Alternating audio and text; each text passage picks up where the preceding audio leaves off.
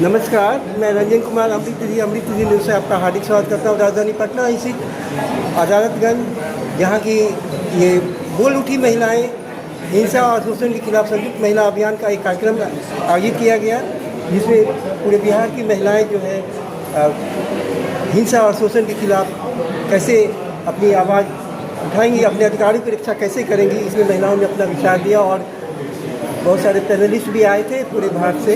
नमस्कार सर, अपना परिचय देंगे।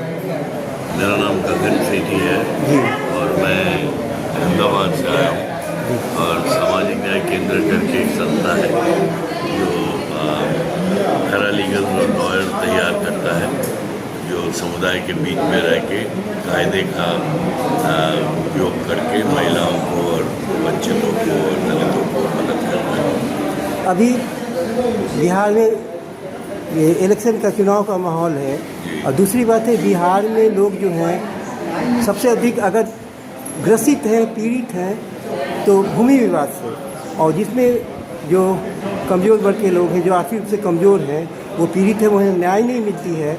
और जिन व्यक्ति के जेब में पुलिस और कानून है, वकील हैं, वो जो है उन्हें शोषित है, आतंकित करता है, और जो पीड़ित हैं उन्हें न्याय नहीं मिलती, दर भटकते हैं। थाना वाला भी जो भू माफिया से मिला हुआ है राजधानी पटना में, और उसके बाद जो पीड़ित है वो सुसाइड करने को विवश है।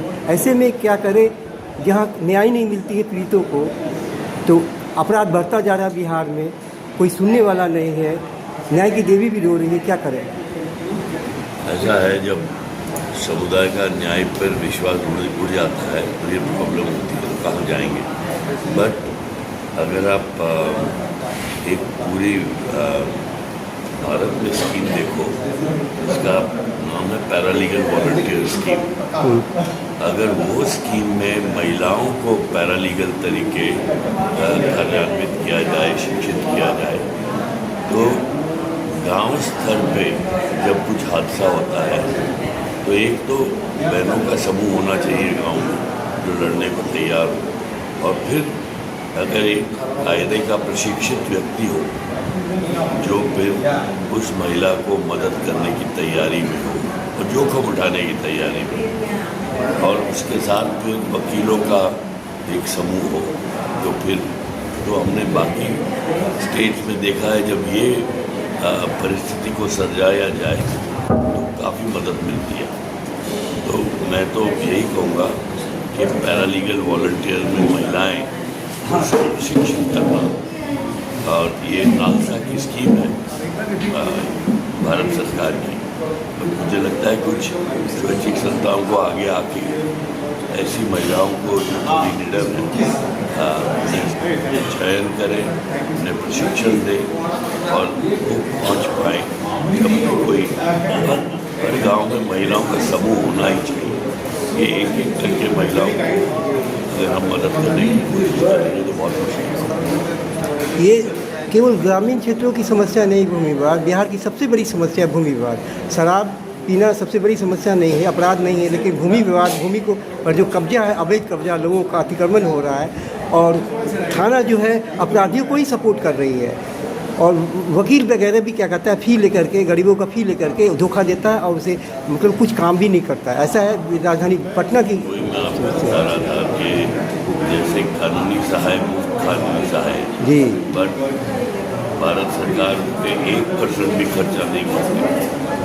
तो जब तक न्यायिक व्यवस्था में सुधार नहीं लाया जाए, और वकीलों का ही काम नहीं है, ये समुदाय लेवल पर जिसे कहते हैं महिलाओं को तैयार करना पड़ेगा। अम्बेडकर जी कह गए शिक्षित बनो, क्या बोल गए थे, शिक्षित बनो, ये थोड़ी बोल गए थे कि आप अपने संविधान के बारे में शिक्षित बनो, तो ये काम करना, फिर संगठित बनो, फिर संघर्ष करो, कह गए थे कि तो वो उसको कार्यान्वित करना पड़ेगा, और ये सरकार तो करेगी। सरकार तो उसके हाथ बंधे हुए हैं, वो किसी और की साजिश में फंसे हुए हैं। ये तो समुदाय को ही अपनी न्यायिक व्यवस्था को सुनना पड़ेगा। स्थानीय एमएलए एमपी भी जो हैं वो पीड़ितों को मदद नहीं करते, कहते हैं कि अगर हम इस जाति का अगर विरोध करेंगे तो मुझे वोट नहीं मिलेगा, और अगले साल रिजल्ट आएगा तो उसके बाद ये करेंगे वो करेंगे, बहानाबाजी होता है, और पीड़ित को न्याय मिलती नहीं है। और इसी तरह मतलब कि मैं भी पीड़ित हूँ, मेरे पिताजी गुजर गए, न्याय नहीं मिला, और मैं अब शिकार हो रहा हूँ।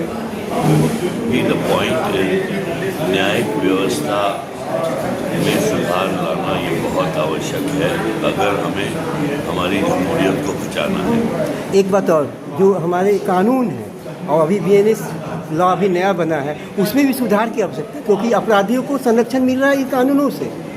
मैं आपको बता रहा था जब मैं बात कर रहा था कि एक तरीके से गरीबों को हम क्रिमिनलाइज कर देते हैं, वर्षों तक जेल में बंधे हुए।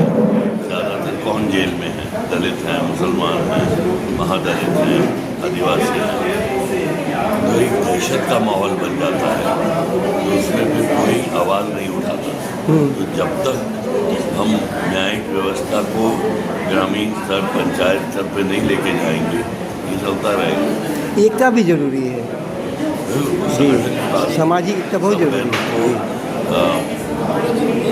बहनों को पहले अपनी पहचान बहनों की बनानी चाहिए, ना कि मैं मुसलमान हूँ कि मैं ये जाती हूँ।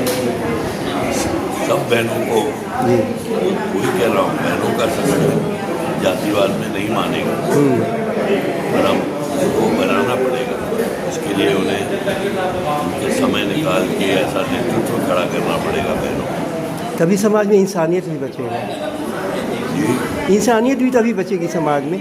सबसे बड़ी बात है, अपराध होता है, समाज खामोश रहता है, और थाना उसी को सपोर्ट करती है, अपराधियों को, और फिर दर भटकता है, न्याय नहीं मिलती है। अभी जैसे बिहार सरकार ने पूरे देश में सबसे ज़्यादा महिला पुलिस बिहार में है, और वो सब निचले स्तर की है, बट वो एक अच्छा कदम है एक तरीके से।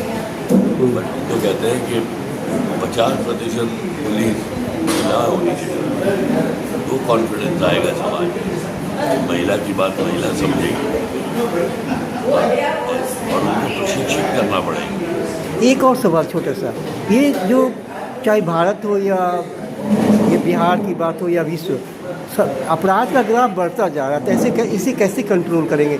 क्या हमारे शिक्षा में जो है चरित्र निर्माण की शिक्षा नहीं होने का ऐसा हो रहा है? समानता बढ़ेगी तो अपराध भी बढ़ेगा।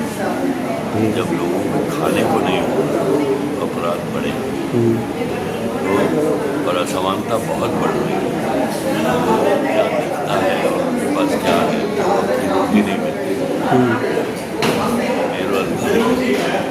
अब ये सब अगर जब इसको नहीं टैकल करेंगे तो अपराधीकरण तो बढ़ेगा ही। Anyway, thank you sir, thank you.